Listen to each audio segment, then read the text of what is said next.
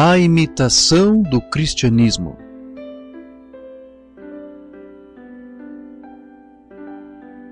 Esta mensagem titulada A Imitação do Cristianismo, The Impersonation of Christianity, foi pregada pelo irmão William Marion Branham no dia 20 de janeiro de 1957, num domingo de manhã no Tabernáculo Branham, em Jeffersonville, Indiana, Estados Unidos da América.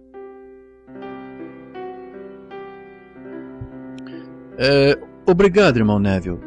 Sabe-se que o trio Neville é um dos melhores trios da nação. Claro, isso mesmo, isso mesmo. O irmão Neville diz: duvido. O irmão Branham e a congregação riem. E quantos ouviram o programa de rádio ontem? Sou um velho pregador veterano com mais de 20 anos e já ouvi muitos sermões, mas creio que ouvi um dos sermões mais apropriados para o dia em que vivemos. Ouvi ontem pelo nosso pastor, o irmão Neville. Vocês que perderam um grande tesouro.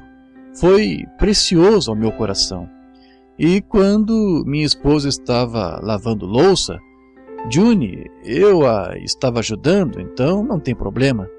Dolores também faz você lavar, então, enquanto a ajudava a lavar louça, nós dois tivemos de parar para comentar um com o outro como o senhor estava usando nosso irmão na mensagem de ontem no rádio. E se já ouvi uma maravilhosa obra-prima, foi essa.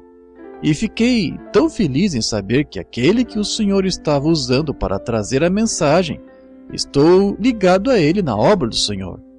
Então, o quarteto, ou o trio ontem, estava mesmo maravilhoso. E sempre estão, assim como nosso pastor. Estimamos isso de todo o coração. E é minha oração que Deus continue a estar com nosso irmão e conceda estas grandes e poderosas mensagens, tanto em cântico quanto na palavra, enquanto o tempo avança. E agora, por causa da oração de vocês que fizeram por nós enquanto estávamos no campo, o Senhor abençoou abundantemente, grandemente. Estamos muito contentes em relatar que nosso Salvador fez muitas coisas nos cultos, salvou almas e a fé das pessoas alcançou o necessário para o poder de cura de Deus e foram curadas. E agora que avançamos um pouco, vamos sair de novo, dedicando-nos ao campo semana que vem, indo a Lima, Ohio, ao povo batista, pelo que com certeza desejamos a oração de vocês pelo encontro de Lima esta semana. Então, partiremos de lá, voltaremos e iremos a Evansville, Indiana, só por uma noite, no dia 3 de fevereiro, para o dos homens cristãos de negócios. Estão inaugurando uma nova subdivisão e devo falar de manhã. Então à tarde, se não estiver nevando ou com tempo ruim, para que eu possa voltar, bem, devo ficar para o culto da noite. Caso contrário, estarei aqui no tabernáculo à noite, querendo o Senhor, dia 13 de fevereiro. Então, do dia 10 ao 17 será em Minneapolis, e dia 16 de manhã será o café da manhã dos homens cristãos de negócios. E assim estamos esperando desfrutar neste café da manhã, e também no encontro. Voltaremos para ir a Shreveport, depois Phoenix, Arizona, ao Madison Square Garden, e lá, com a plena colaboração de todos os ministros da Associação do Vale de Maricopa, teremos cultos no grande e belo Madison Square Garden, lá em Phoenix. E de lá para o Vale de São Fernando, com o irmão Espinosa, com todo o povo mexicano. E depois iremos a um lago, não me lembro, Lago Clear, por 3 noites lá. E depois para Oakland, a seguir para o grande e belo auditório cívico, com capacidade para quase 10 mil pessoas, com a Associação Ministerial de Twin City, patrocinando o encontro. Pelo que agradecemos a Deus e rogamos que nos dê um grande derramamento da sua bênção. Apenas uma nota do meu secretário, só um momento. Uhum. Vejam, tenho de afastar isso de mim. Estou... muito bem. Sim. Alguém quer falar comigo após a reunião? Alguns ministros chegaram, os irmãos Martin. Tudo bem. Irmão, nos veremos imediatamente após o culto na sala dos diáconos. Agora, ama a palavra, porque a palavra é a verdade de Deus. Estava conversando ontem com nosso irmão Cox e a irmã Cox, e acho que o irmão... Sim, ele está presente esta manhã. Não sei se a irmã Cox está ou não, mas estávamos comentando sobre algumas coisas da vida cristã, como os cristãos geralmente fazem quando se reúnem, e no comentário surgiu o assunto de falar contra outros concidadãos do reino, como às vezes ouvimos em programas de rádio que falam duro contra outros e citam nomes e dizem que não são cristãos e assim por diante. É que são crianças, só isso. São crianças. E devemos ser adultos, isso mesmo. E assim, adultos não falam desse jeito. Mas estávamos conversando e o irmão Cox e eu disse, bem, decidi em meu coração pregar contra o pecado, só o pecado, e apenas o exponho. E seja onde for que se encaixe, Deus pode colocar no devido lugar.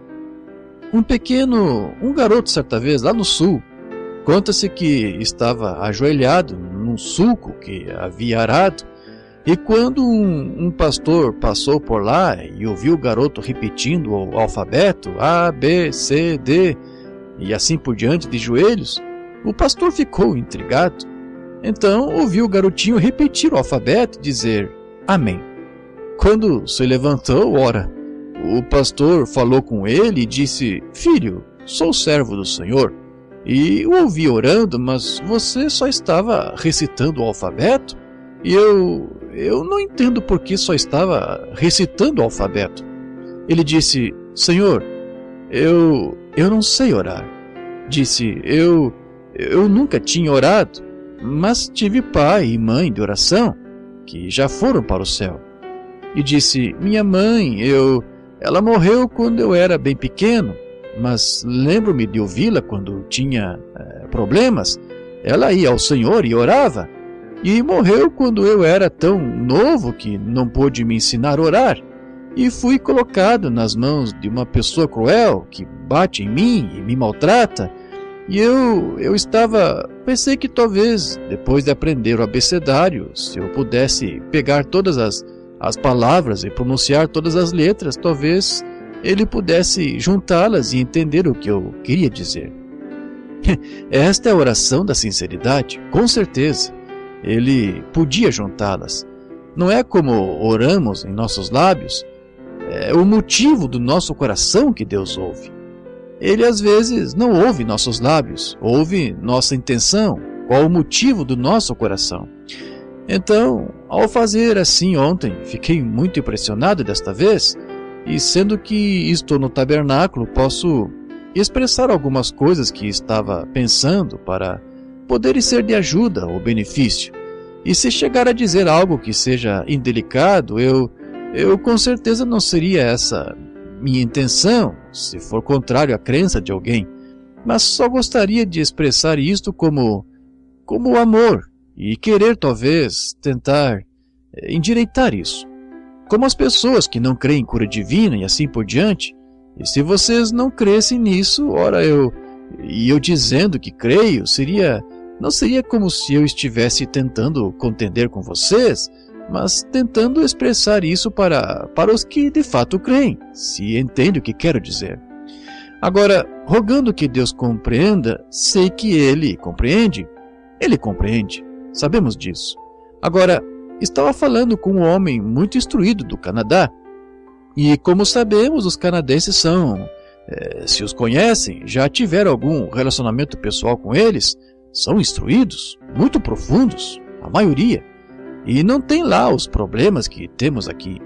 E vi que este homem lá, embora não sendo muito mais velho do que eu, provavelmente com 50 anos, estava completamente grisalho, e seu bigode estava grisalho, e todavia com não mais de 50 anos, eu lhe disse: meu irmão, quando entrou no quarto onde eu estava hospedado, o pastor de uma igreja, eu disse, olhei para ele.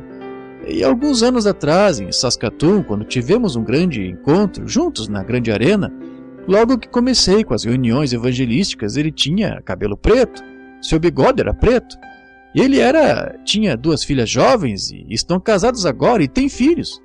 Então eu disse no coração: o que aconteceu? Ele disse: irmão Branham, uns 2 anos atrás, pensei que talvez o senhor tivesse me chamado dos Estados Unidos para trabalhar.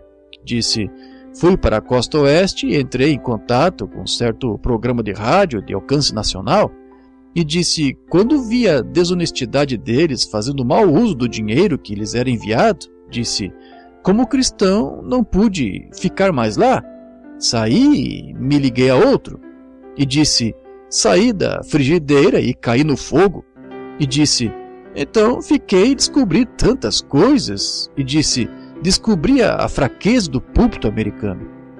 Eu disse: irmão, é verdade. Não temos classe intermediária aqui da qual falar. Nós temos a bem fria, formal e indiferente, ou a extremamente fanática. E não temos o meio termo. E eu disse: é mesmo uma pena. E ele disse: então cheguei aqui. E disse: irmão Branham, logo que cheguei aqui, e em minha primeira mensagem, vi que tocava um piano ritmado e derrubava as cadeiras e disse, então comecei a me perguntar e disse, então, em meio a tudo isso, tentei pregar o evangelho, só na palavra.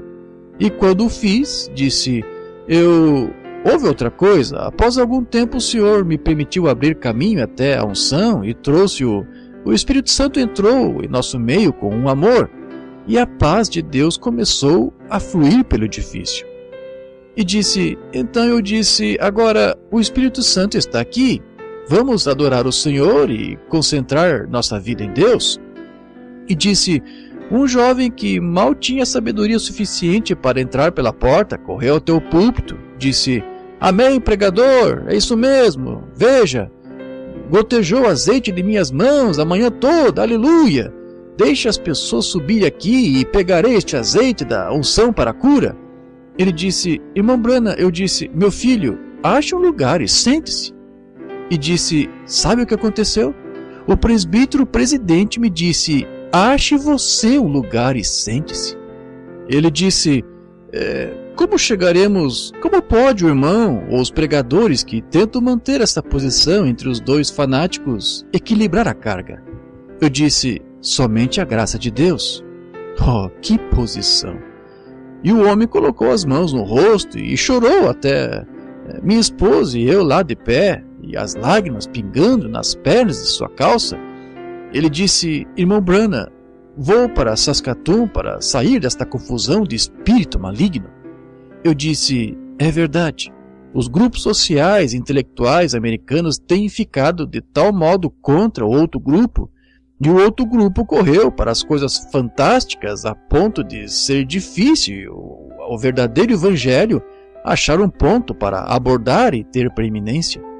Mas quando saí de casa falando com o irmão Cox, vindo para cá, ele não sabe de nada disto, sentado aqui. Na estrada eu disse, Senhor, como isso é verdade? E como tem sido difícil tentar levar o verdadeiro evangelho ao povo, puxando dos dois lados e tentando ficar no meio do caminho, como temos combatido desde a hora em que a pedra fundamental foi assentada. Estão vendo? Agora, e alguns, eu disse, e quanto a estes americanos aqui? O que acontecerá com eles? E parece que algo falou comigo e disse, o que tu estás fazendo? Que te importa? Segue-me tu. Então a visão do dia em que assentei a pedra fundamental voltou à mente. Voltando para casa, eu estava citando isso para minha esposa. Quando se lembra da visão na manhã da pedra fundamental? Está bem ali na pedra fundamental agora, 23 anos atrás, acho. E foi... Eu estava andando aqui do outro lado da rua, certa manhã, por volta das 7 horas, em junho, quando a pedra fundamental foi assentada. creio, ou julho, e de manhã, olhando em direção ao nascer do sol no leste, eu estava louvando ao Senhor porque o tabernáculo seria lançada esta pedra fundamental. O Sr. Marcon e os outros estiveram aqui, e muitos deles haviam cavado o alicerce e assim por diante, e caberia a mim lançar a pedra fundamental. Temos as fotos e tal disso.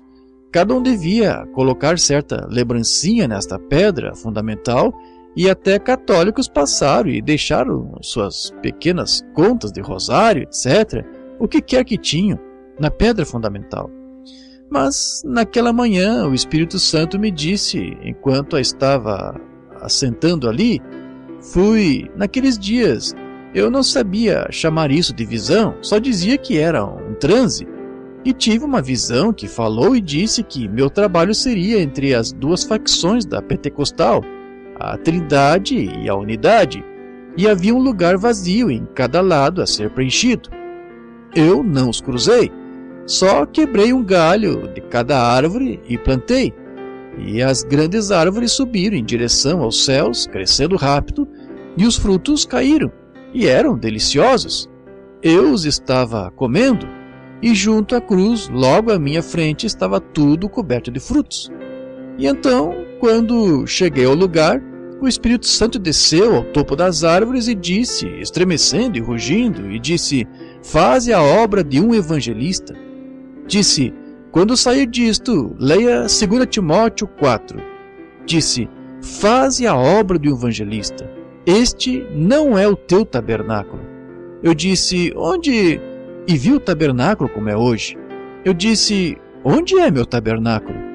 Ele me fez sentar sob o brilhante céu azul e disse: faze a obra do evangelista, cumpre o teu ministério, porque virá o tempo em que não suportarão essa doutrina, mas amontoarão para si juntamente doutores, tendo comichão nos ouvidos, e se voltarão da verdade às fábulas.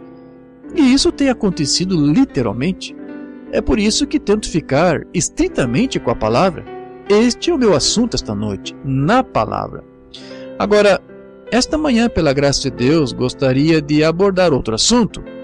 Mas antes de abordá-lo, enquanto abrem em Ezequiel capítulo 6, gostaria de dizer isto, que ao abordar, em todo lugar tenho me empenhado em manter a palavra em conformidade. Assim, orem por mim para que eu sempre seja fiel à palavra. É isso, a palavra. Muito bem. Agora, Ezequiel capítulo 36, e queremos começar a ler no versículo 26. Um espírito novo e um coração novo dar-te-ei. E então, no 27, e porei em vós o meu espírito, e farei que andeis nos meus estatutos. Agora, inclinamos a cabeça antes de abordar isto. Nosso Pai Celestial, hoje é de coração agradecido que quieta e reverentemente nos aproximamos deste momento sagrado, que como saber se esta mesma hora não poderá determinar o destino eterno de uma alma aqui presente, e o valor dessa alma equivale a muitos milhares de mundos. Assim rogamos, Pai, que permitas aproximarmos-nos reverente e solenemente e em atitude de oração.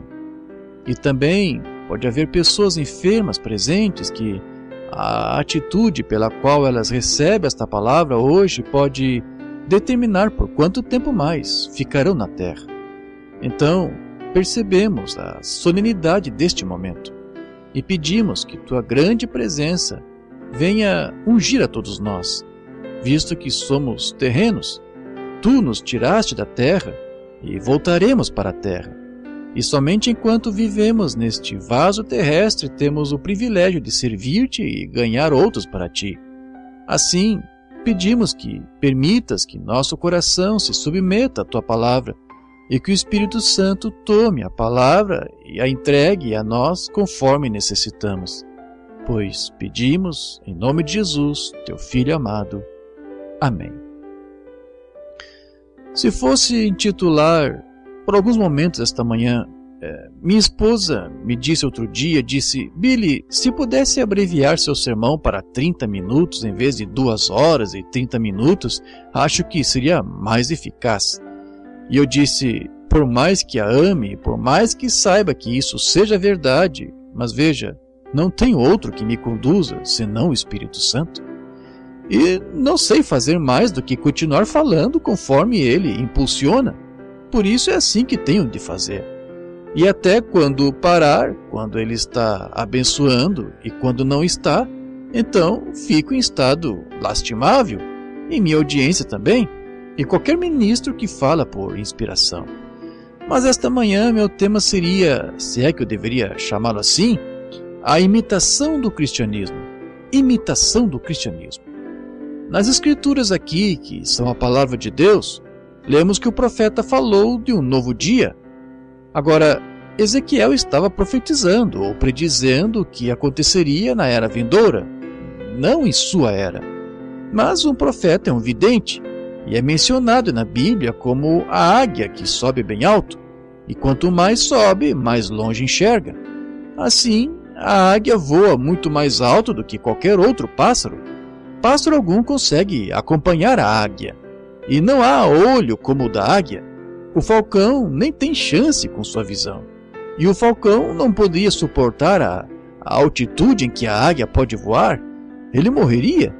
Ele não tem a estrutura que a águia tem. Agora, o falcão é um pássaro, e também os outros pássaros, mas a águia foi feita assim porque é um pássaro de grandes altitudes, e pode subir tão alto que consegue ver coisas que outros pássaros não conseguem, porque está mais alto. E Deus, ao fazer a águia, a fez com esse propósito, porque seu ninho fica mais alto do que os dos outros. Seus filhotes estão lá em cima, no ninho, e se alimentam no chão. Então, para ver a tempestade ou o problema chegando, para sobreviver, a águia tem de subir mais alto para proteger seus filhotes. E Deus comparou o profeta à águia, o que faria parte da estrutura de um profeta. Ele é um vidente que, no espírito, sobe além da emoção da igreja, vai além do ritmo da música, vai além das palmas, vai além do regozijo entre os santos, vai além de tudo isso. Deus o faz subir a um estado solitário. Então, ele abre o olho dele e o deixa olhar em volta e ver coisas que estão por vir. Então, o faz descer entre os membros do corpo para lhes predizer o que está em formação. Assim, Deus levou Ezequiel para bem alto e o deixou ver uns 2.600 anos. Pense nisso. Agora, e o deixou ter. Um profeta também é um dom de conhecimento. Conhecimento é como um advogado que estuda os livros, e quando contrata um advogado para advogar seu caso, ele só está fazendo uso do que sabe, e você o está pagando pelo que ele sabe para apresentar seu caso perante o juiz. E agora, dom de conhecimento na Bíblia é profecia, que sobe, descobre estas coisas que estão por vir, e ao descer as traz de volta. Mas elas devem se alinhar com a Bíblia, com o livro. Se estiverem fora do livro, não são recebidas, porque o juiz julga pelo livro, estão vendo? Assim, tem de estar na palavra. Então, a palavra que Deus falou antes da fundação do mundo, não é que Deus fala e diz algo ao profeta naquele momento, é que o profeta capta o que Deus já disse, pois a palavra existia antes da fundação do mundo. Deus falou a palavra, e ela se encontra estendida no tempo, e o profeta sobe e vê o tempo chegando. Assim, é só um dom de conhecimento que ele traz ao descer e coloca no papel. Agora, o profeta Ezequiel subiu e viu o dia em que estamos vivendo. Oh, que viagem! Subindo pela escada de Jacó, para prever o que acontecerá. E ao descer ele traz, e nesses últimos anos, os últimos 2.000 anos, sendo que Ezequiel viveu uns 600, 800 anos antes da vinda de Cristo. Eles tinham coração de pedra, e isso era o Espírito Santo não podia entrar naquele coração, não tinha como entrar naquele coração, porque era pecaminoso, e só havia a expiação do sangue do animal que se encontrava entre aquele coração de pedra e o Criador, Mas quando aquele sangue animal, sendo substituto, naturalmente, mas apenas sombra o tipo do verdadeiro sangue que viria, sendo que a vida na célula de sangue era a vida de um animal, a qual não podia coincidir com o espírito humano, porque a vida animal não tem alma, mas a vida humana tem alma, de modo que não podiam se misturar, como azeite e água. Mas, quando Cristo veio e morreu, agora o sangue de Cristo, que foi derramado no Calvário, dentro daquela célula de sangue está a própria vida de Deus. Estão vendo? Notem. Então, o adorador chega diante de Deus com este sangue apropriado, é o sangue de um Redentor que nos redime. Você se coloca na casa de penhores pelo pecado. Adão o colocou na casa dos penhores, mas Cristo veio e ele é o seu Redentor, e você pertence a Cristo.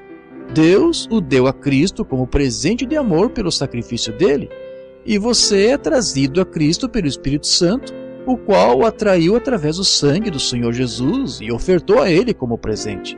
E Deus ama seus presentes e não tolera vê-los destruídos. Um ministro perguntou a outro certo dia o que, agora perdoe-me, isto tem um pouquinho da minha própria doutrina, mas no tabernáculo fazemos assim. Agora, certo dia um homem perguntou a outro e disse: você não crê que se alguém um dia foi filho de Deus, nascido do Espírito de Deus, lavado no sangue, totalmente remido por Deus pela renovação do seu coração, pela lavagem na água, pelo sangue, através da palavra, e se tornou filho de Deus, você não acha que essa pessoa poderia pecar e se afastar de Deus a ponto de estar perdida? E o ministro do qual estamos falando, sendo ótimo estudante da Bíblia, disse: responderei sua pergunta quando responder a minha.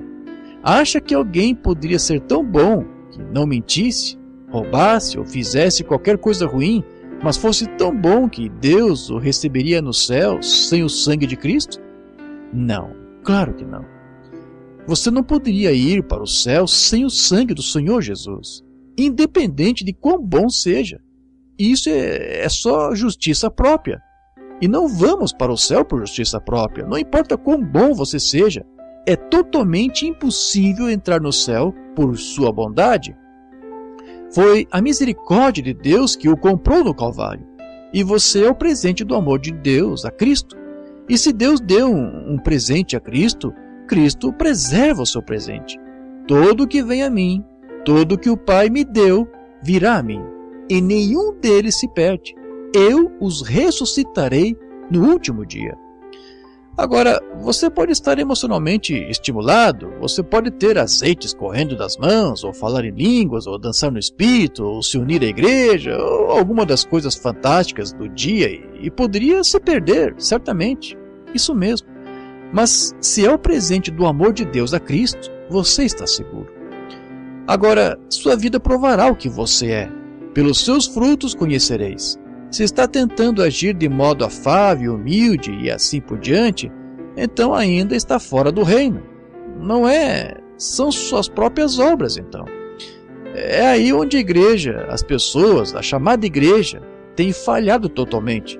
Porque, baseadas em sua própria obra pessoal, elas sentem merecer a bondade e a graça de Deus pelo que fazem e pela maneira que vivem, mas não tem nada a ver, é um presente de Deus.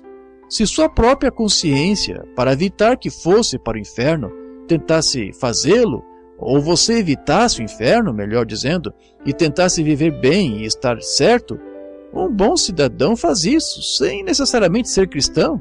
Já vi muitos que até negavam o nome do Senhor Jesus ser ótimas pessoas, quer dizer, humanamente. Veja o quanto Esaú era melhor do que Jacó, como homem, mas não tinha a percepção de saber que vendeu sua primogenitura, porque desprezou e foi rejeitado à vista de Deus, o qual era muito mais cavalheiro e próximo do que Jacó, e um homem de obras. Jacó, seu próprio nome é suplantador. Sabe o que é um suplantador? É um enganador. De modo mas Esaú era um cavalheiro em todos os aspectos. Mas Jacó viu recompensa naquela primogenitura. independente do que qualquer um o chamasse. Se eu fosse dizer, perdoe-me a expressão, podiam chamá-lo de santo rolador, um fanático, ou do que quisessem, mas ele teve respeito por aquela primogenitura. Aquela era a sua única motivação. Independente do que lhe custasse, ele queria a primogenitura.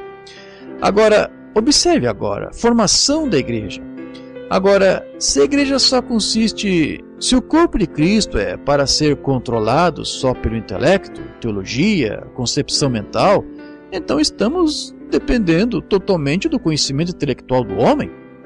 Se esclareço isso, se a igreja se baseia só no intelecto, ou em como o homem poderia estabelecer a igreja e construir grandes edifícios e assentos de luxo e órgãos de tubos de milhares de dólares, e como poderia pregar sua mensagem de modo a trazer as pessoas para a igreja e se unirem à igreja, e quanto mais membros no livro, o maior é no céu.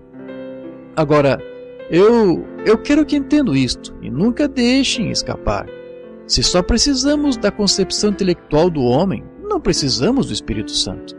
Se a igreja é para ser dirigida e governada pelo intelecto, o programa educacional, e pelo intelecto da humanidade, não precisamos do Espírito Santo. E se é para ser dirigida pelo Espírito Santo, não precisamos do intelectual. Ou é um ou outro. Agora, emoções mentais, se nós apenas... Quanto mais inteligente o homem, mais intelectual é. Quanto mais instrução tem, melhor a gramática que pode usar. Então, em melhor situação está a igreja, em melhor situação está o povo. Se ele pode apresentar o programa e dizer, agora construiremos uma grande igreja, dar-lhe-emos certo nome, atrairemos a atenção do povo por toda a cidade, quando tocarmos os sinos todo domingo de manhã em nosso pináculo, atrairemos a atenção do pobre, pecador perdido, na sarjeta, quando vir que usamos as melhores roupas, quando vir que nossas mulheres sabem arrumar o cabelo, as mulheres pobres puderem ver como nossas mulheres sabem arrumar o cabelo, que belos chapéus usam, e quando apresentarmos isto ao povo, os pobres, os famintos, virão às nossas reuniões e desejarão ser como estas mulheres, e os homens verão que belos ternos usamos, e como nos vestimos, e como os carros em que andamos, e o que fazemos, e como estamos na habilidade social da cidade com os quinoanes e outros clubes, e as coisas a que nos unimos, verão que eles... E então os pobres iletrados virão e desejarão trazer seus filhos e educá-los para poderem se tornar membros desta grande sociedade chamada igreja. Agora, se esse é o plano de Deus, eles estão certos, mas Jesus nunca se referiu que era. Jesus disse, eu quando for levantado, todos atrairei a mim. Assim, pelo programa educacional do mundo, que está bem, se não deixar isto de fora. Mas o homem não é atraído a Cristo por intelecto, por teologia. Só o Espírito Santo é o poder de atração de Deus. O pobre nunca receberá e o rico não pode, até se tornarem pobres destas coisas do mundo. Cristo, sendo rico, se fez pobre para que, pela sua pobreza, sejamos ricos. O que a si mesmo se exaltar será humilhado, e o que a si mesmo se humilhar será exaltado. Inverter o negócio. Estão tentando levar homens para a igreja por meio de discursos intelectuais. Não é de discursos intelectuais que precisamos, mas do batismo do Espírito Santo, com poder e demonstrações e manifestações do Espírito. É do que precisamos para trazer homens à igreja. É da unção atrativa do Espírito Santo. Escolas e seminários são maravilhosos, não tenho nada contra, mas esse não é o plano de Deus. Deus escolheu os ignorantes e analfabetos, homens que não sabiam falar bem, homens que nem sabiam ler o próprio nome. Como a Bíblia disse, eram indoutos e sem letras, mas tinham frequentado uma escola bem melhor, pois quando curaram um homem na porta chamada Formosa, reconheceram que eles haviam estado com Jesus. Aí está a escola. E nisto, sendo o tipo intelectual de igrejas que temos hoje nos Estados Unidos e em todo o mundo, quando vamos a esse tipo de escola, então o cristão, o crente, o membro de igreja, lendo sua Bíblia, vê que deve tentar agir de modo humilde, que deve tentar ser assim, mas ao fazê-lo só produz uma imitação carnal. Deixe que isso penetre fundo. Uma comparação carnal. Está tentando fingir ser o que realmente não é no coração. No coração ele está pensando uma coisa e tentando representar outra, o que, em linguagem verdadeira e genuína, o torna um hipócrita. Jesus disse: hipócritas, como podeis dizer boas coisas? Pois do que há em abundância no coração, disso a boca fala. Se você não fala conforme o que há no coração, seu coração pensa uma coisa e você fala outra, isso o torna um hipócrita. A própria palavra fariseu significa ator. Eles eram atores em sua religião, pois tinham o coração de pedra. Chegaram e disseram: bom mestre, queríamos ver da tua parte algum sinal para provar que és o que disseste. Disse: como me chamais bom quando não há bom senão Deus? Ele disse: a geração fraca e adúltera pede por isso, e lhe serás dado um sinal.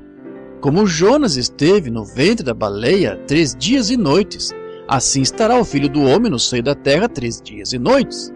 Agora, para tentar estabelecer este novo plano, este novo acordo que Deus tem com a igreja, que foi apresentado no Pentecostes, não intelectual, de modo algum, mas 120 pescadores, fabricantes de tendas e donas de casa subiram ao cenáculo e esperaram até a profecia de Deus se cumprir e receber o batismo do Espírito Santo. Jesus disse: parai com vossa pregação, não prossigais, não façais mais nada disso, esperai, porém, na cidade de Jerusalém, até que do alto sejais revestidos de poder. Não até receber o bacharelado de letras ou doutorado em divindade, ou seja o que for, até se tornar PhD, psicologia. Não, e se torne-se professor intelectual, mas espere até receber seu diploma. Não espere até receber um diploma, mas até que do alto sejais revestidos de poder, não da escola, mas do alto. Então sereis minhas testemunhas tanto em Jerusalém como na Judéia, Samaria e até os confins do mundo. Sua última comissão foi: por todo o mundo pregai o evangelho a toda criatura. Quem crer e for batizado será salvo, e quem não crer será condenado. E, conjunção, estes sinais seguirão aos que crerem. Em meu nome expulsarão os demônios e falarão novas línguas, ou se beberem coisa mortífera ou pegarem em serpente, não lhes fará dano algum, e se puserem as mãos sobre os enfermos, os curarão. O sinal do crente era para ser de modo similar, tal como esse, em vez do instruído e intelectual, porque o intelectual não pode produzir isso. Agora, verificamos então que para tomar, ele ia fazer uma nova igreja, ele não queria. Não se pode polir a antiga igreja. Só se faz uma cirurgia plástica facial e de nada adianta. É um coração novo. Tirarei o velho coração de pedra. Não você o jogará fora, mas eu o tirarei. Está vendo a diferença? É um ato de graça. Eu tirarei.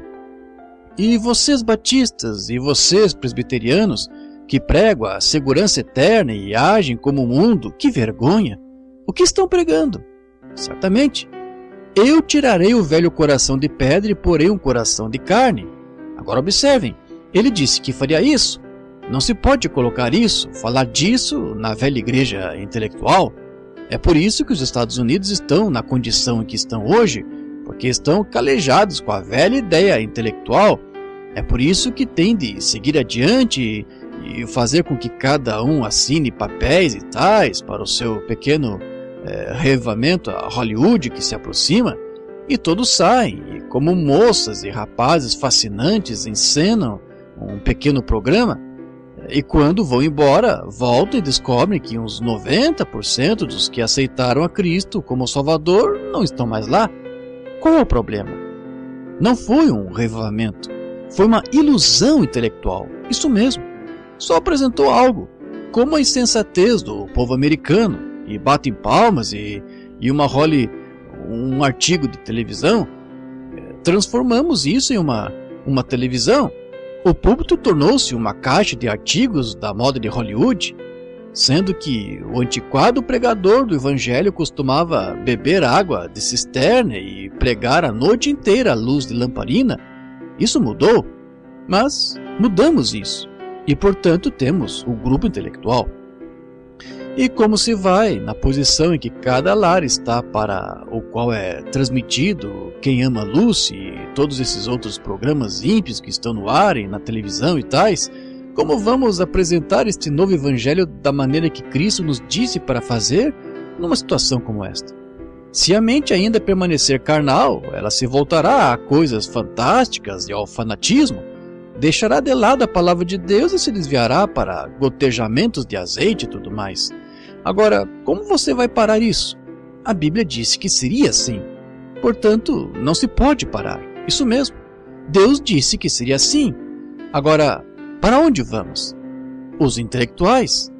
A velha senhora. Fizeram-lhe uma cirurgia plástica facial. Ainda é a mesma velha. O homem velho. Fizeram-lhe uma cirurgia plástica facial. É só o mesmo velho.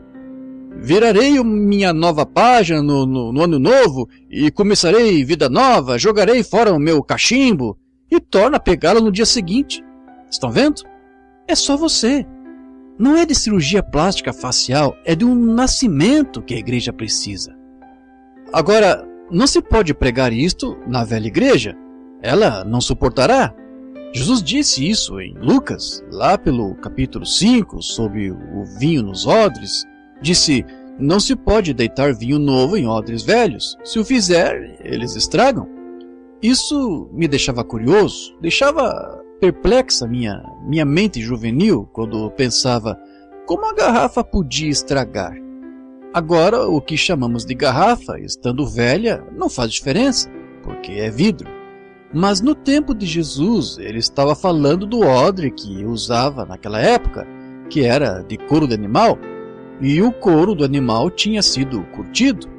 E quando o couro do animal estava velho, ora, quando era novo e recente e havia acabado de ser curtido, era flexível, mas quando envelhecia, ressecava. Agora, muitos de vocês sabem como é o couro quando resseca. Envelhece e resseca, e fica todo enrugado e bem duro. Agora, se colocar vinho novo nisso, ele não tem vida, se romperá. É como tentar pregar o batismo do Espírito Santo no poder genuíno e verdadeiro da ressurreição, tentar colocar isso diante do povo. Quando coloca, o que acontece quando coloca? O vinho novo tem vida e ainda está fermentando. Oh, espero que vejam isto. A vida nova está fermentando. O vinho novo ainda está fermentando. E se está num odre novo e flexível, onde o óleo do animal ainda está no couro, quando o vinho novo começa a dilatar, o couro estica. Em outras palavras, quando a Bíblia disse Jesus Cristo é mesmo ontem, hoje, eternamente, o couro novo dirá amém, estica com ela. E quando o vinho novo diz que o batismo do Espírito Santo, eu sou a vida de Deus que está operando em você, o couro novo dirá amém, estica com ele. Quando o vinho novo diz que o Espírito Santo é suficiente para a nossa cura hoje, o vinho novo se esticará, o vinho sendo a palavra, e quando ela diz isso, então o odre novo dirá amém, estica com ela. Mas o que o corpo velho fará? Os dias dos milagres passaram e se foram. Então, o que estamos fazendo? O que estamos conseguindo fazer? Ele disse, o odre velho se estragará e o vinho se estragará com ele. É quase como deitar aos porcos suas pérolas. Eles se voltam e as pisoteiam, estão vendo? Agora, Cristo não unge ministros para pregarem o evangelho apenas para que volte para ele vazio, mas espera que você receba a palavra e ao receber a palavra esteja pronto. Pegue esse velho couro de vaca em que está morando aí, essa velha condição formal, e troque-o por um couro de carneiro que seja flexível à palavra de Deus. A tudo que a Bíblia diz você dirá amém, mas tem de vir da Bíblia. Pois o vinho novo só fermenta vinho. Ele só confirma os elementos que estão ali. A levedura só aumenta o bulbo do álcool, o que faz disso um processo efervescente. à medida que a levedura estoura esta pequena bolha para torná-lo mais perfeito, para dar-lhe um paladar melhor, torná-lo mais encorpado, deixá-lo mais forte para fazer com que não azede. Amém. E quando a levedura do elemento humano é comparada com um vinho novo, que procura estourar a bolha para espalhar a força do álcool, ela empurra para fora da igreja todos os elementos mundanos assim, e preserva a igreja. O suco de uva azeda em 24 horas, mas o vinho nunca azeda, porque o germe de vida que fermenta e dilata e esteriliza está no vinho, e quanto mais velho, melhor fica. É o suficiente. O vinho novo só pode ser colocado em odres pentecostais novos. Deus tinha 120 deles reunidos no cenáculo, depois que ele passou azeite pela sua palavra e amoleceu e renovou e tirou deles toda a velha ortodoxia do sistema antigo. E Deus tinha 120 odres no cenáculo com o gargalo voltado para cima e um funil em cima. E quando o Espírito Santo começou a cair como chuva, estes odres ficaram tão vivos que começaram a transbordar, pregando o evangelho, saltando de lugar em lugar.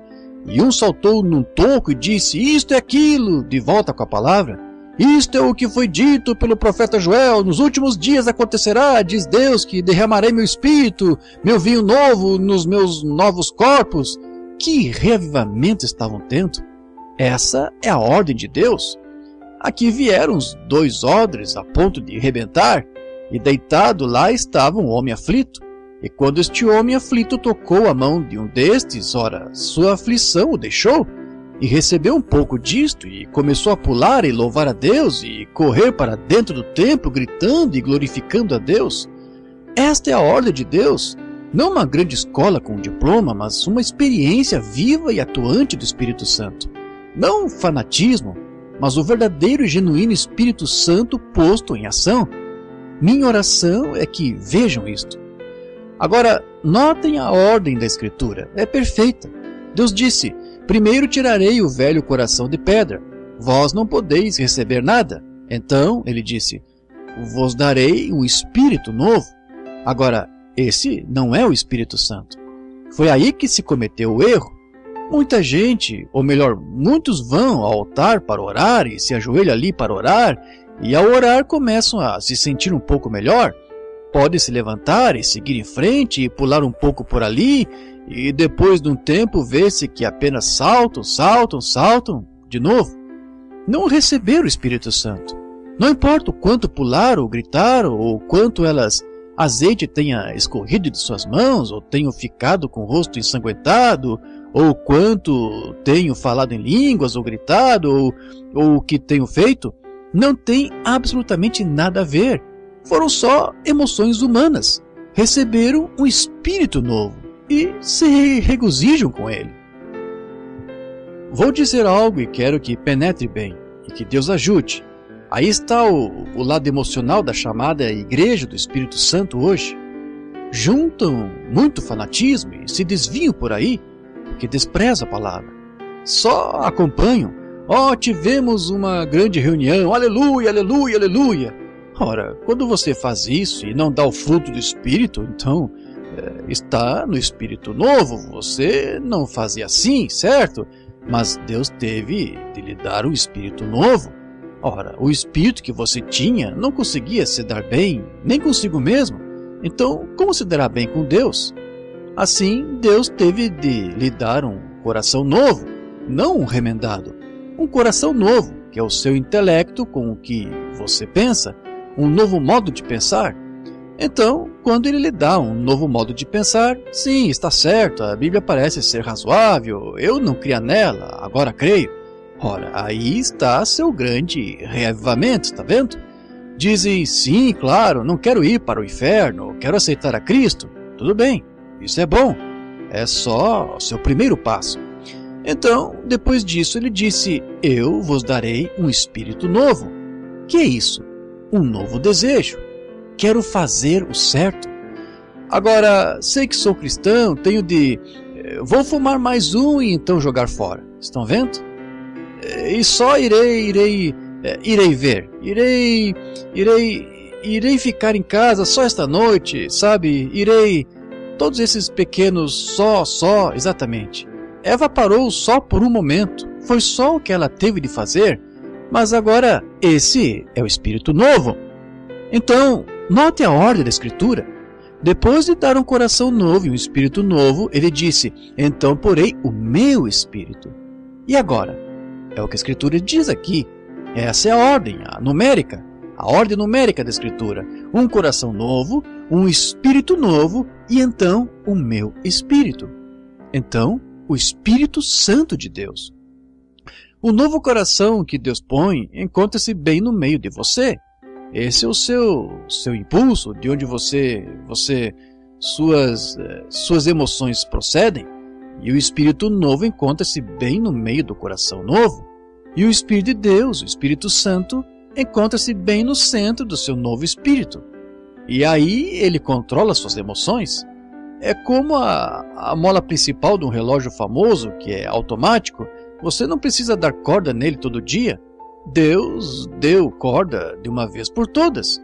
E encontra-se bem no meio da sua vida, da sua nova vida. E enquanto a mola principal, ao se desenrolar e tic-taquear, o relógio, ela controla cada pequeno organismo desse relógio no tempo perfeito.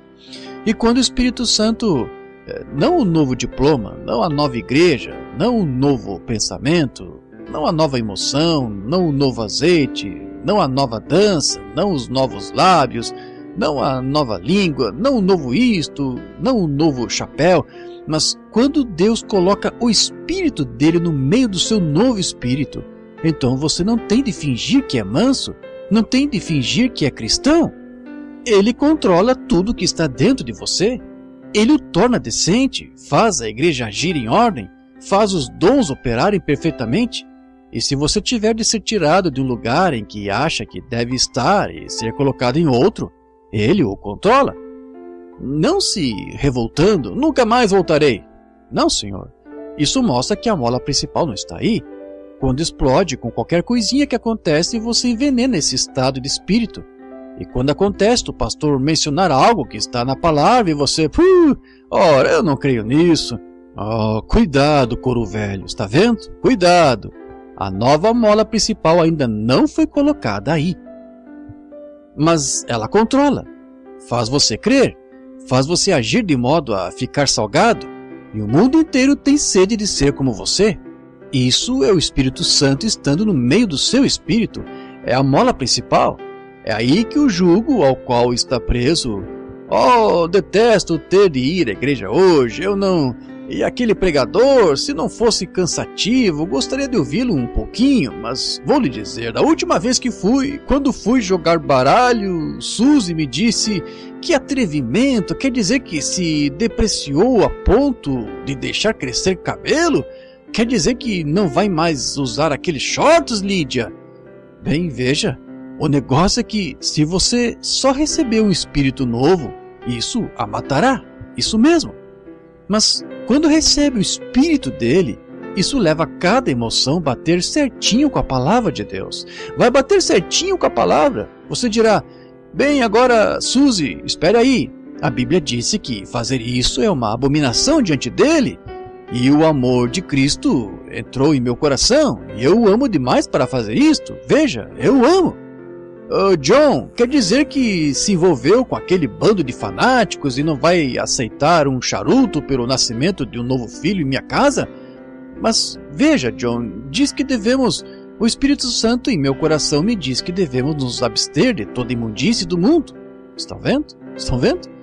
Não! Oh, John, aleluia! John, glória a Deus! John, louvado seja o Senhor! Veja este azeite na minha mão! Glória a Deus! John, posso falar em línguas! Aleluia!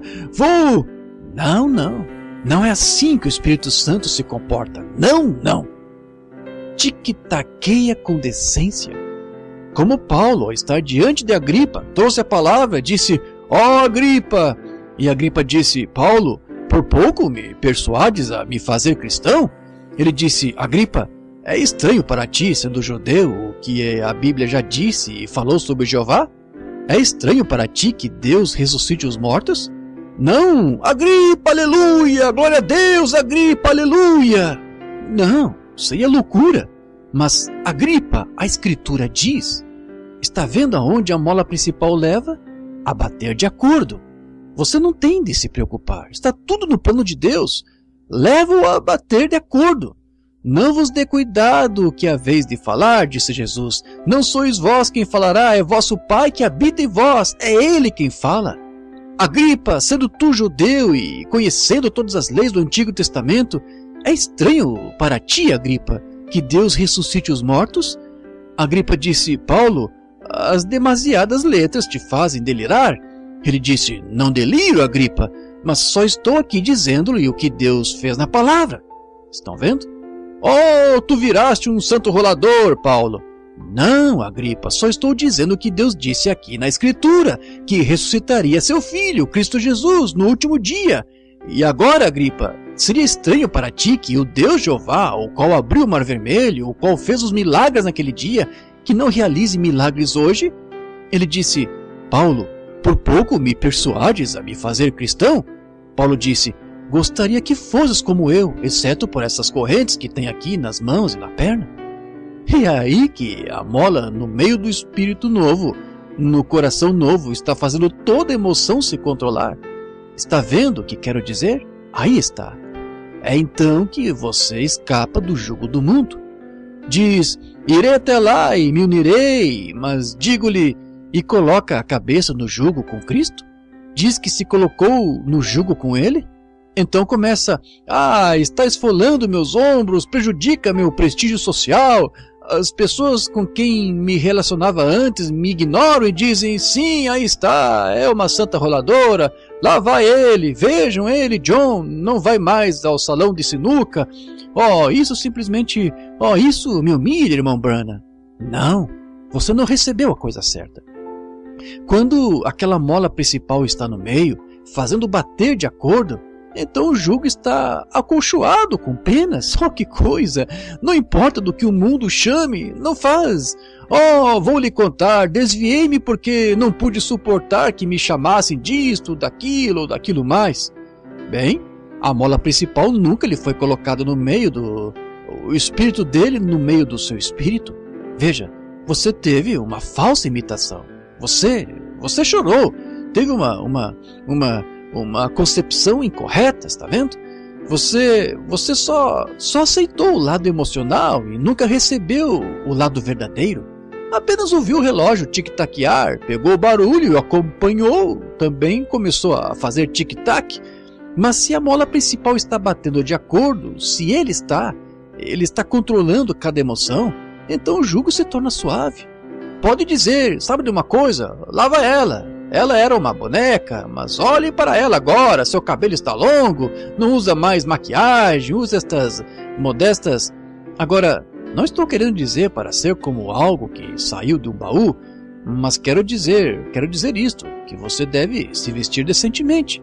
Ora, ela era a coisinha mais linda, nós a vimos deitada no jardim, usando shorts, tomando banho de sol, mas não faz mais isso. Algo aconteceu. A mola principal chegou ao lugar em que deve estar. Isso mesmo. Ele costumava vir e era o craque da sinuca, sabia jogar baralho, uma rodada disto, e ganhava todas as fichas daqui e assim por diante. Mas não faz mais isso. A mola principal. Ele é um santo rolador. Mas o jugo é suave. Sabe o que você faz com ele? Você gosta de usá-lo. Como Sansão, quando tomou a porta de bronze de Gaza, a grande porta de bronze, colocou nos ombros e a carregou, isso mesmo. E quando o jugo está alinhado com a alegria e paz e dulçor do Cristo no coração, então você pega todos os fardos que o mundo põe sobre você e os carrega a certo monte chamado Calvário, e lá se ajoelha e ora por aquele que o estava perseguindo. Não para fazer chover fogo do céu e destruir a igreja, mas você lhes traz paz. Deus tem misericórdia deles. Agora, a Bíblia disse que quando o espírito imundo sai do homem, anda em lugares novos e volta. E quando o diabo, que outrora o fez descer ao beco, quando ele volta e descobre que seu velho beco mudou, ora, Deus fez descer seu grande trator de esteira. Sabe o que ele fez? Escavou a terra, virou as coisas de cabeça para baixo, fez daquilo uma vista diferente. E quando o diabo volta ao seu velho beco de latinhas, onde havia latas de cerveja em cima de tudo, e cartas de baralho em cima da mesa, e cigarros por toda a casa, e revistas de histórias de amor e verdade, ele volta e a encontra varrida, adornada. Aleluia! Deus fez descer seu trator de esteira e limpou tudo. Aqui está o trator de esteira dele, irmão. Compare com isto. Varre-a toda, escava tudo e começa a plantar um jardim. E ele vê que uma nova casa grande e moderna está construída aí. Amém? O Espírito Santo mudou-se para dentro. E o Espírito Santo tomou o lugar das latas de cerveja. A Bíblia tomou o lugar da literatura do dia moderno. O Espírito de Deus tomou o lugar da teologia moderna. A reunião de oração voltou ao lar quando o Espírito Santo entrou. Tudo mais se foi.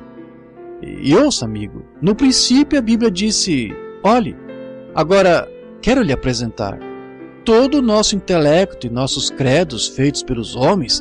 Ao encerrar, quero lhe apresentar uma coisa. No princípio, quando este mundo jazia quase vazio, não passava de um grande globo de água, onde as grandes geleiras, e devido ao calor do sol, enquanto o tremeluzir da luz da terra se dissipava assim e se movia espaço adentro, a milhões de graus abaixo de zero, isso formou umidade. O calor e o frio juntos criam umidade. Pode-se ver isso nas janelas da casa e tal, aqui, dentro e do lado de fora. E quando a Terra saiu girando da órbita da qual veio, sendo que se afirma que o Sol é a origem de tudo, e desses fragmentos que se projetaram, quando ela saiu de lá, congelou-se, tornando-se grande e sólida. Então, assim que começou a se aproximar e Deus decidiu, ouçam bem agora, assim que ele começou a movê-la para perto do Sol, ela começou a degelar. Então, Deus comissionou o Espírito Santo. A primeira pessoa que é apresentada é Deus. Deus. No princípio era Deus, em Gênesis. Então, o próximo que é apresentado é o Espírito Santo, ou o Logos que saiu de Deus. Todavia, tudo que saiu foi de Deus e entrou numa pessoa. E a Bíblia disse que ele começou a envolver a terra. Envolver significa demonstrar amor, arrulhar como pomba. Começou a envolver a terra. O que aconteceu? Seres mortais, concidadãos, homens e mulheres humanos, como sou esta manhã, seres humanos que têm alma, uma alma imortal dentro de você. Quem é você? De onde veio e para onde vai? Pense agora por um momento. Outra noite, quando vocês viram no jornal, um de meus primos, que era farmacêutico ou médico em Louisville, quando foi para o trabalho e veio para casa e se reclinou para jantar, pediu para a esposa lhe trazer uma laranja, ficou rijo e morreu de ataque cardíaco. Raymond Branham e seu irmão George, meus próprios primos, ambos filhos do irmão de meu pai, foi ver seu irmão. E no caminho, ao retornar, 5 minutos após ter deixado seu irmão, notaram que o carro estava zigue-zagueando, diminuindo a velocidade, e viram um homem cair para frente no banco e morreu de ataque cardíaco. E fui à casa funerária outra noite e vi o irmão Doc lá, e entramos, e vi as lembranças e flores nos salões, as mensagens e as flores penduradas nas paredes e por ali. Olhei para baixo e lembranças me vieram à mente de quando pequenino, brincando com uns rapazes quando era bebê. E pensei, lá estavam as pessoas, a funerária lotada, e por quarteirões nem se conseguia estacionar o carro por causa dos amigos e parentes chegando lá. Entrei lá, minha prima Agnes me abraçou e começou a gritar, e quando me afastei para consolá-la, aqui veio Dorothy, a caçula, e começou a me abraçar e gritar e dizendo, Billy, que faremos? E quando eu disse, onde está tia Lizzie? Disse, sofreu um ataque cardíaco, muito mal, e pode morrer a qualquer momento. A mãe? Então pensei, o que está acontecendo com esta grande geração Branham? Pensei a mesma coisa quando vi meu pai, enquanto o segurava nos braços, e seu cabelo ondulado, encostado em meu braço, e ali o vi enquanto olhava para mim e sorria, enquanto eu orava por ele, e foi se encontrar com Deus. Pensei a mesma coisa alguns dias antes, quando Doc, meu irmão aí, encontrou seu próprio irmão com a garganta cortada, quando um sujeito bêbado bateu num poste e rebentou o carro e o matou. Ele morreu nos braços do meu irmão. E vendo o papai voltar da senhora Kelly, da casa do Sr. Kelly lá, chorando, com seu velho chapéu preto na mão, poucos dias depois, segurando-o em meus braços ao morrer. De pé lá vi a velha cadeira de balanço começar a ir para frente e para trás, sem ninguém nela, quando Ruth, minha cunhada, estava indo se encontrar com Deus. E eu disse: querida, quer que eu pendure a foto de Jesus aqui? Ela disse: Billy, não, ele está sempre diante de mim. Então, quando fiquei ao lado da minha esposa, Hope, a mãe do meu filho Billy, de minha filhinha Sharon, e a vi segurar minhas mãos, enquanto seus olhos escuros olhavam para mim e falava do lugar de onde havia acabado de retornar, e desejava voltar para lá, e me disse: nunca deixe de pregar este evangelho, Billy, você não entende o gozo que é partir assim. E horas depois, colocando as mãos sobre a cabeça da minha bebezinha agonizante, e coloquei-a nos braços da mãe, dizendo: ó Deus, sei que tu fazes subir a seiva nas árvores na primavera, e produzes o broto e o fruto, e a escondes no chão durante o inverno. Tu tens de ser Deus, e creio de todo o coração que este menino fenomenal que nasceu na Galiléia 2000 anos atrás, que, como caminhou por lá, de acordo com as Escrituras, para mim ele foi o Messias prometido. Não importa o que digam, eu creio. E sei que há algo dentro de mim que me mostra o que há de vir, que um ser sobrenatural aparece, e vejo coisas antes que venham, e ele me adverte sobre tais. Mas aqui estou, sem aviso, enfrentando isso aqui. Lá jaz mamãe morta, mais além jaz papai, e agora vais tirar meu bebezinho dos meus braços? Deus, vais fazer isso? Levar minha queridinha? E o lençol preto começou a dobrar diante de mim. Eu sabia que ele o tinha feito. Se a mola principal não estivesse lá então?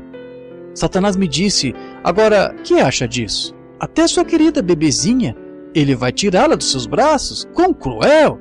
Aquele era o espírito novo, aquele era o todo o intelecto. Lá fiquei eu, e meus ossos batendo uns nos outros, pensei: para onde eu iria? Eu sairia e me embriagaria? Você nunca bebeu na vida, mas mesmo assim eu beberia. Ele lhe disse para não fazer, mas mesmo assim eu beberia. Eu lhe mostraria quem manda. Eu disse: Satanás, não posso. É ele quem manda. Foi até a mola principal. Estou tão feliz por haver uma mola principal. Quando subi a estrada e o Sr. Eisler, minha família tinha acabado.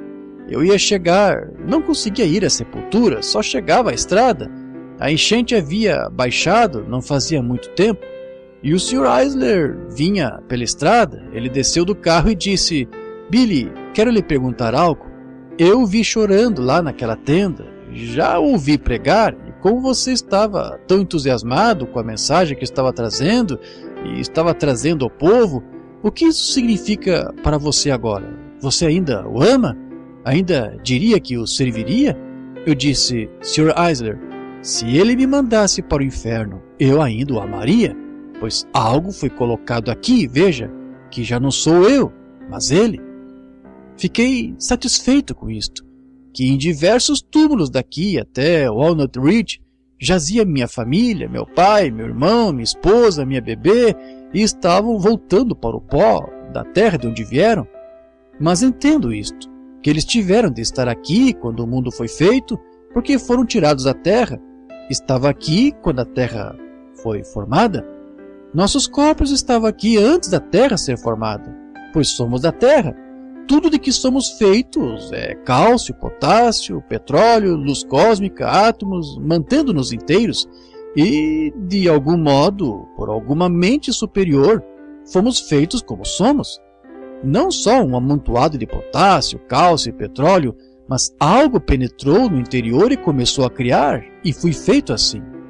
No princípio, o Espírito Santo começou a envolver um deserto desolado.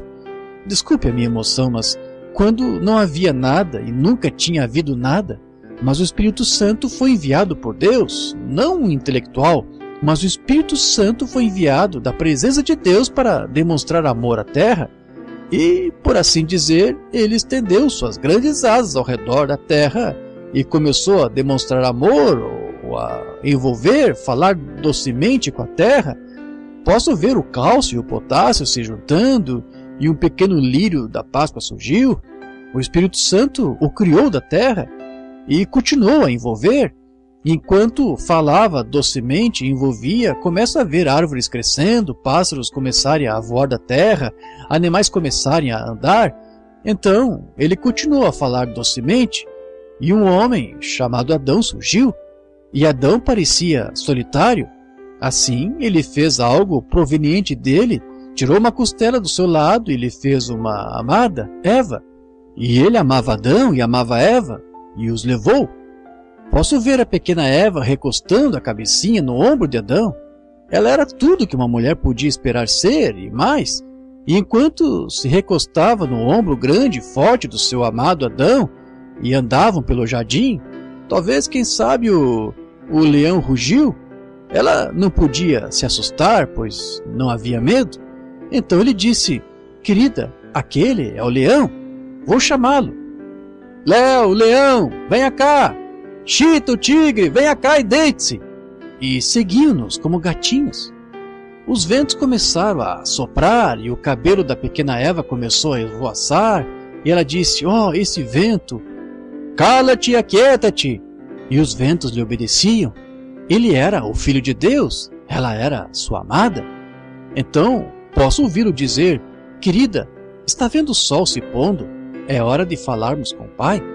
Então subiram até a catedral, a grande árvore, e ao se ajoelharem, de repente, uma resplandecente luz celestial desceu, o Logos, o Espírito Santo que os havia gerado da terra, desceu, Deus Pai, e dizia: filhos, divertiram-se hoje? Sim, Pai. Desci para lhes dar um beijo de boa noite e colocá-los para descansar esta noite. Ele lhes dava um beijo no rosto e os colocava para dormir. Nada podia causar dano. Ele estava bem ali no meio dos arbustos com eles. O leão, ele colocava o leão para dormir. Ele colocava o tigre chita para dormir. Ele colocava todos eles para descansar. E o Pai estava muito satisfeito.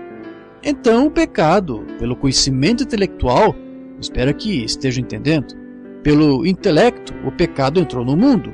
Ao tentarem encontrar mais luz, obtendo algo que não estava na palavra de Deus, Deus disse: no dia que dela comeres, nesse dia morrerás. Mas Eva queria algo novo. Oh, podem ver que, de coração, não estou tentando provocar ninguém, só estou tentando pôr à vista o assim diz o Senhor, a palavra, nada além disso. Não algo fantástico e grandes igrejas intelectuais, mas ouvir aquele que nos criou da terra. O pecado entrou.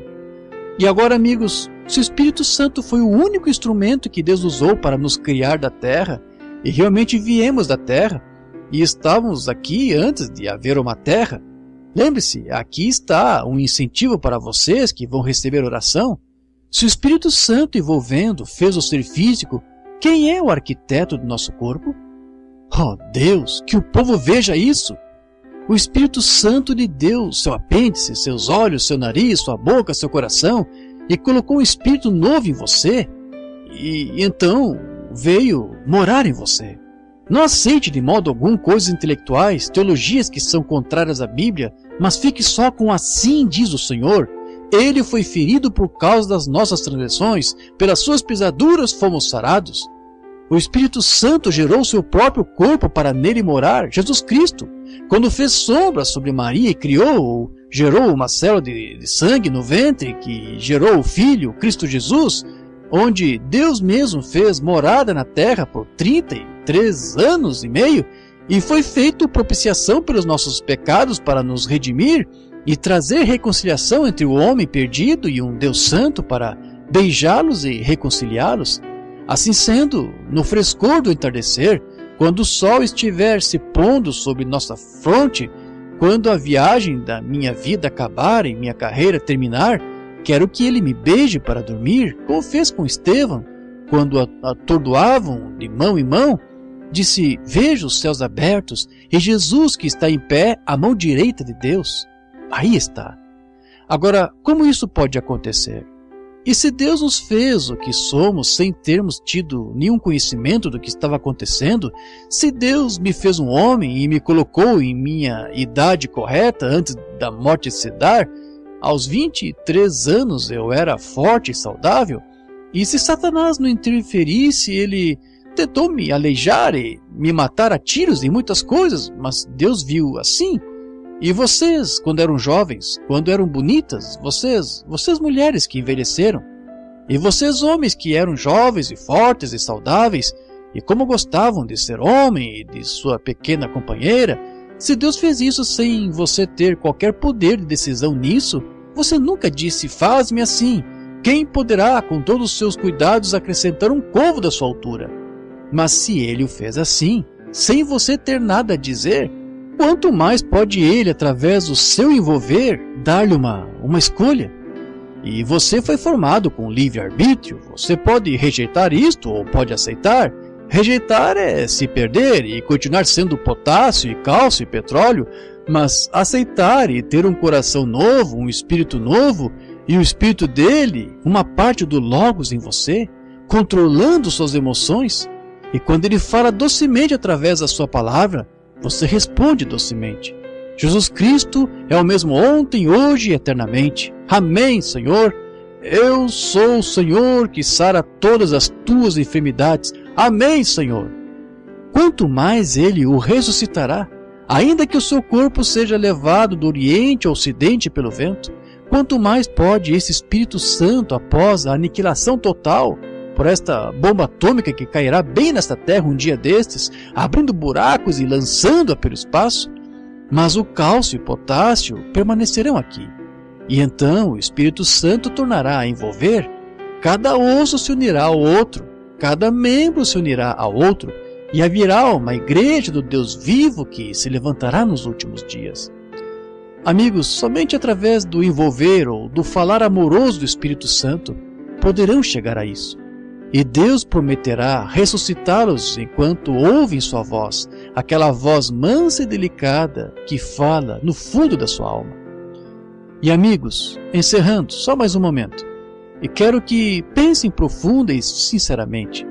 Um dia vamos partir, e por que, por favor, digam-me por que tentariam aceitar qualquer imitação, qualquer teologia de igreja, qualquer coisa intelectual, qualquer emoção, qualquer coisa contrária, quando os céus pentecostais estão cheios da bênção genuína, o verdadeiro Espírito de Deus que o controla e o torna um verdadeiro cristão? Você não tem de imitar nada, seja apenas um filho do Deus vivo.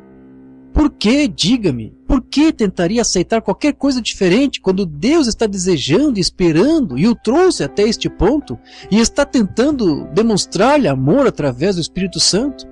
Você aceitaria uma declaração de credos e assim por diante para tentar levá-lo para o céu, ou algo fantástico, uma emoção mental que nem mesmo é reconhecida na Bíblia? Não querem recebê-lo? Povo de Deus, aos seus joelhos e ao seu Deus, que Deus tenha misericórdia, é a minha oração, enquanto oramos.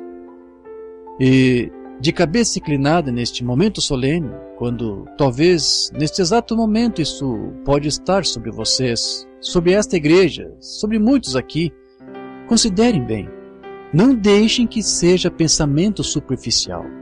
Vocês estão demonstrando amor ao Espírito Santo? É esse Espírito que está em sua vida, que está fazendo suas emoções baterem com a Bíblia? Vocês têm longanimidade, benignidade, bondade? O material não é testado. Ouçam enquanto oram. O material não é testado por sua quantidade, por sua grandeza, pelo tamanho de uma igreja, quero dizer aqui, vejam, não é testado por sua quantidade, mas por sua qualidade. O metal é testado por sua resistência. E a igreja não é testada pelo seu tamanho ou por quantos membros, é testada por sua força, pela Bíblia. Como podem dizer amém a cada promessa que Deus deu? Como sua vida se move? Com bondade, mansidão, benignidade, paciência? Como é quando algo o irrita? Há uma pequena roda ali batendo de acordo com que o mantém sob controle.